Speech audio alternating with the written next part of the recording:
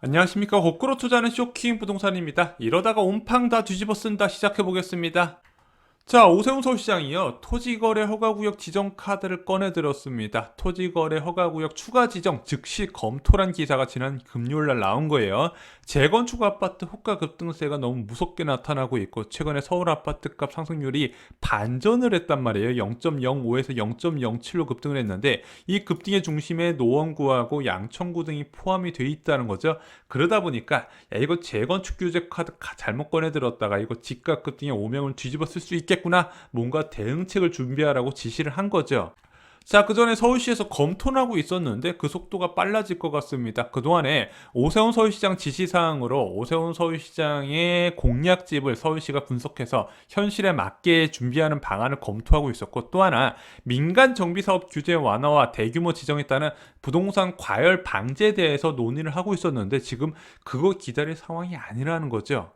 재건축 중심의 과열이 시장 전체를 자극할 우려 때문에 그렇습니다. 저희가 계속 말씀드렸죠. 아파트 시장은 절대 재건축만 오를 수 없다는 겁니다. 재건축 아파트 가격 급등세는 결국에는 신축, 준신축 순으로 상승세를 이끈다는 부분이죠. 그래서 재건축 아파트 가격이 서울 아파트의 바로미터라고 하는 이유가 여기에 있는 겁니다. 자, 재건축 아파트가 급등하고 있으면 그 주변에 있는 신축 아파트가 와, 넌 오르나 보다. 난 가만히 있어야겠다. 이게 안 된다는 겁니다. 자, 그래서 지금 많은 부동산 관련 교수님들, 심교훈 교수님이나 아니면 명지대 권대중 교수님이 자, 이거 재건축만의 일시적인 현상이 아닐까 이렇게 생각을 하고 있는데 저는 그렇게 생각하지 않습니다. 재건축 아파트가 급등하게 되면 다시 한번 서울 아파트의 투자 수요 유입이 대거 일어날 수 있다는 부분이죠. 자, 왜냐면요. 부동산 시장 가격 전망은 두 가지만 보시면 돼요. 첫 번째는 금리입니다. 이 금리 중에서도 특히 예금 금리를 보셔야 돼요. 두 번째, 공급입니다. 여기서 말하는 공급은요, 분양이 아니라 입주 물량이에요. 지금 재건축 규제를 푸는 것이 위험한 이유가 있습니다. 왜냐면은 자금이 갈 곳이 없다는 거예요. 그래서 금리적인 부분을 잘 봐야 된다는 겁니다. 현재 3월 소비자 물가 상승률은 1.5%였고요. 일반인이 생각하는 기대 인플레이션율은 2.1%가 됩니다. 계속 올라가고 있죠. 자, 그런데 반면에 정기예금 금리는 0.7%밖에 안 돼요. 다들 은행에 예금 넣으면 바보라고 생각하는데 계속해서 돈은 쌓이고 있단 말입니다. 그럼 그 자금이 어디로 가겠냐? 자, 그래서 이런 투자 시장, 투자 자산에 대한 가격 전망을 할 때 실질 금리를 봐야 되는데 이 실질 금리가 4년 내 최저 수준이더라. 자, 그러면은 이렇게 낮아진 실질 금리 상황에서 자금은 어디론가 가는데 투자 자산에 대해서 규제를 완화해 준다면 그쪽으로 쏠릴 수밖에 없는 거죠. 그런데 야, 작년 710 부동산 대책에서 규제를 너무 가했잖아. 다주택자 진입이 막힌 게 아니냐. 다주택자 진입은 막혔습니다. 취득세, 양도세, 종부세 중과 확대로 더 이상 서울 아파트 시장에 다주택자 되려고 뛰어드는 사람은 많지는 않을 것 같아요. 일시적 2주택을 제외하고는요. 문제는 30대 미혼까지 지금 갭 투자에 나서고 있다는 상황입니다. 재건축 재개발 수요가 굉장히 높은 상황이에요. 영끌에서 재건축 사놓고 신혼집을 써야지 이런 사람들 꽤 많이 있는데 이 사람들 자금력이 적지가 않다는 겁니다. 문제는 현재 부동산 규제는 다주택자한테 초점이 맞춰져 있다 보니까 무주택 갭 투자에는 제한이 없고 이런 초기 재건축 아파트에 대해서 규제를 완화해주면 그쪽으로 자금이 계속 들어올 수 있다는 부분이죠. 게다가 내년에 공급 부족 신호가 있습니다. 올해는 그나마 좀 나아요. 평년 대비 낮은 수준이지만 이 정도 수준 때문에 불안이 문제될 것 같지는 않은데 진짜는 내년이 문제라는 거죠. 서울의 입주 물량이 18,000호밖에 되지 않습니다. 그래서 내년 정도 되면요, 금리가 급격하게 오르지 않는 이상 전세난이 재현될 가능성이 있다는 부분입니다. 그럼 실수요자 매수가 폭발하고 있는데 재건축 아파트 가격 불안하죠. 전세 가격 불안하면 다시 한번 서울 아파트 가격이 불안할 조짐이 충분히 있다는 겁니다. 지금 같은 초저금리 상황에서는 어느 정도 수준까지 아파트 가격이 올라간다 예상 자체가 어려운 부분이에요. 거품은 어디까지 올라갈지 아무도 모르는 거죠.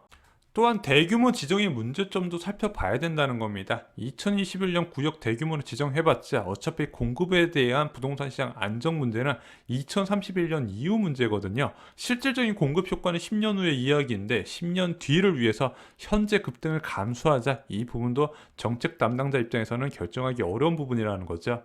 또한 이주에 따른 불안 문제는 또 다른 숙제입니다. 과거 재건축과 지금 재건축 추진되는 부분은 좀 다른 부분이 있습니다. 과거 재건축은요, 5층 이하의 저층 재건축이 많았어요. 자, 이런 재건축에 대한 이주 수요는요, 주변의 빌라 전세 가격을 불안시켰거든요. 근데 최근에 재건축은요, 고층 재건축으로 넘어갔고요. 그 고층 재건축의 이주 수요가 빌라 수요보다는 아파트 전세 가격을 더 불안하게 만들었다는 겁니다. 대규모로 동시에 진행하기엔 무리가 있다는 거예요. 앞으로 입주 물량 아무리 많아봤자 이런 식으로 고층 재건축의 이주 수요가 많아버리면요, 그 입주 물량 증가에 따른 부동산 가격 안정이 제한이 된다는 겁니다. 자, 그럼 토지거래 허가구역 카드가 효과가 있을까요? 자, 617 부동산 대책의 사례를 보겠습니다. 자, 617 부동산 대책에서 청담동, 삼성동, 잠실동, 대치동 등을 토지거래 허가구역으로 지정을 했어요. 자, 그런데 이렇게 지정되고 나서 주택가격이 안정이 됐을까요? 오히려 상승을 했고요. 그 주변 지역이 있잖아요. 파크레오나 이런 인근의 아파트는 더 급등했습니다. 자, 이것이 왜 효과가 없었을까요? 일단 얘는요, 매수자를 제한하는 효과가 있습니다. 갭 투자자는 차단되고 실수요자만 매수가 가능한데, 이런 초고가 아파트에 은근 매수세가 있었던 거예요. 왜? 기존 주택 처분자들의 수요가 꾸준했다는 거죠. 9억에서 10억이의 아파트가 투자자나 실수요자 유입이 많다 보니까 이 주택 가격이 많이 올랐고, 여기를 처분한 다음에 신용대출과 내자금 포함해서 이런 초고가 아파트를 실수요자 사는 사람들이 꽤 있었다는 부분이죠. 반면에 매물은 제한됐어요. 3개월 이내에 전입 가능한 매물만 한정되다 보니까 오히려 매물 감소 효과로 가격이 안 떨어지고 버티고 있었다는 거죠. 자, 오세훈 서울시장 입장에서는 어떤 식으로든 대응을 해야 되는 부분입니다. 자, 규제 완화가 집값 급등을 부른다는 거 뭐 누구나 다 알고 있는 사실이에요. 아무리 뭐 전문가들이 그렇게 왜 이렇게 이야기하는지 모르겠지만, 재건축 규제 완화와 집값 안정은 양립할 수 없는 부분입니다. 그리고 오세훈 서울시장 입장에서 굉장히 불안한 거예요. 이게 만약에 내가 재건축 이슈 안 했더라도 시기상으로 주택가격 상승에 대한 분위기가 충분히 조성될 수 있거든요. 왜? 금리적인 부분과 공급적인 부분이 아직까지는 하락을 가리키기 어려운 상황이잖아요. 그러면은 원래 오르려는 거 내가 괜히 재건축 들쑤서 나서 이게 내가 올렸다는 이제 오명을 뒤집어 쓸 수 있다는 부분이죠.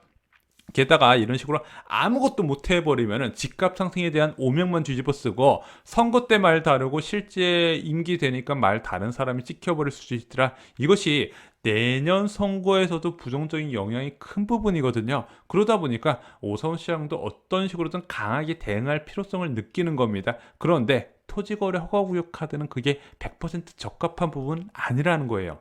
자, 그럼 더 강한 방법이 없을까? 토지거래 허가구역 카드 효과 없다며 별도의 오세훈표 재건축 사업 모델을 만들면 되는 겁니다. 오세훈표 민간 재건축 활성화 모델을 하나 만들어요. 이사공급 대책처럼. 그래서 내 방식대로 하는 사업장들은 용적률도 올려주고 충수 제한도 완화해주겠다. 용도 지역도 변경해주고 행정 절차도 간소화시키면서 사업 수익이 획기적으로 좋아지고 공급 물량도 늘어나게 하겠다. 단 지정 시점 이후에 매수자는 현금 청산 대상자로 만들어서, 자, 이게 사업 속도가 빨라지면 빨라질수록 기존 조합원들의 권리를 사고팔면서 가격이 올라갔고 주변 시세를 불안하게 했거든요.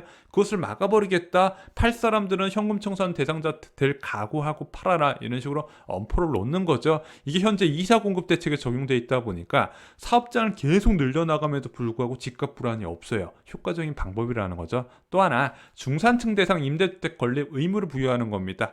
야, 우리는 강남 재건축 고가 아파트 이미지가 있기 때문에 임대 아파트 싫다. 그러면은 소형 말고 중산층을 위한 20평대, 30평대 시프트를 공급하는 건 그렇게 싫어하지 않거든요. 그걸 너네들이 좀 지어줘라. 그리고 기부 체납해라. 이것을 요구하는 거죠. 그래서 이 정도의 강력한 투기 방지 대책이 병행되어야 오세훈 시장이 생각하는 재건축 아파트의 규제 완화를 통한 공급 증가가 먼 미래라도 가능할 거라고 생각합니다. 자, 그런데 궁금한 것이 있습니다. 요즘 많은 전문가들이 이 재건축 규제를 풀어줘야 집값이 잡힌다 이렇게 말씀하시는 분들이 많아요. 고밀 재건축 확대하면 정말로 사람들이 선호 높은 지역에 많은 양의 일반 분양 물량을 늘릴 수 있고, 그러다 보니까 신축 아파트의 희소성이 떨어지면서 가격이 잡힐 것이다. 특히 이렇게 주장하시는 분들, 교수님들 정말로 많이 계시죠. 그동안의 집값 상승 원인은 정부가 재건축 규제를 강화했기 때문에 공급이 부족하다는 신호 때문에 가격이 올랐다 이렇게 주장을 하십니다. 과연 그게 맞는 이야기인지 저희가 다음 영상에서 한번 살펴봐 드리겠습니다. 자, 재건축 아파트 가격 불안에 오세훈 서시장이 급해진 것 같습니다. 토지거래 허가구역 카드가 생각보다 빨리 나올 수 있을 것 같은데 지금 그것만으로는 부동산 가격 급등을 억제하기는 좀 쉽지 않을 거다 개인적으로 이렇게 생각을 하고 있습니다. 그래서 결국에는 오세훈 서시장이 진심으로 서울 재건축 공급 확대 방안 그것을 규제 완화를 통해서 이루기 위해서는 별도의 오세훈표 사업 모델이 필요하다는 부분과 그 사업 모델에는 반드시 강력한 투기 억제책, 이사 공급 대책 같은 방안이 포함이 되어야 된다. 여기까지 정리를 드렸습니다. 좋아요, 구독, 공유 꼭 부탁드립니다. 감사합니다.